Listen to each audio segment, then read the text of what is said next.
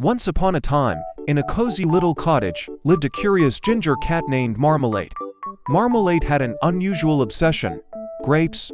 Every morning, as his owner prepared breakfast, Marmalade would paw at the table, begging for a taste of the juicy fruit. At first, his owner found it amusing. Who had ever heard of a cat loving grapes? Day after day, Marmalade ate more and more grapes, his tiny whiskers twitching in delight. But something strange began to happen. As he devoured the grapes, his soft orange fur started to change, taking on a slightly purple hue. His once short ears grew round and plump, and his belly became fuller and more grape-like. One evening, as the sun set behind the hills, Marmalade curled up on the kitchen floor, surrounded by a bunch of grapes. His owner gasped in surprise as Marmalade slowly transformed, his paws shrinking into smooth, grape-like shapes, his body rounding out until he was no longer a cat but a perfectly ripe cluster of grapes. Marmalade the cat was no more, but in his place sat the plumpest, juiciest bunch of grapes the world had ever seen.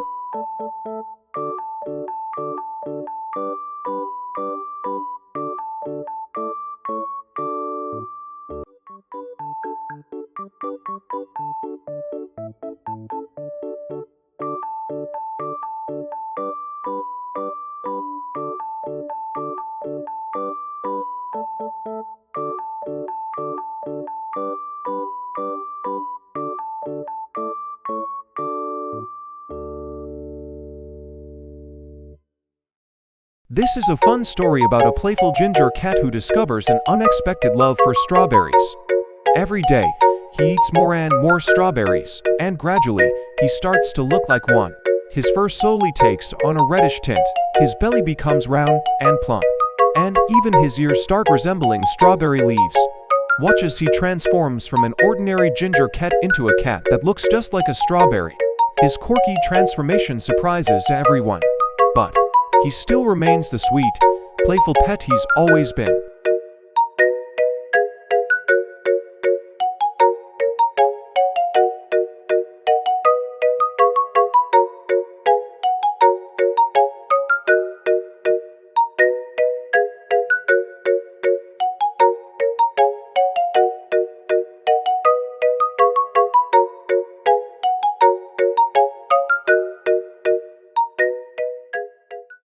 In the town of Willowbrook, there lived a ginger cat named Felix, who loved sausages more than anything.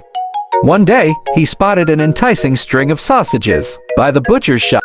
But as soon as Felix bit down, the sausages jerked back, wriggling to life. "Think you can eat us?" boomed the leader of the sizzling sausage troop.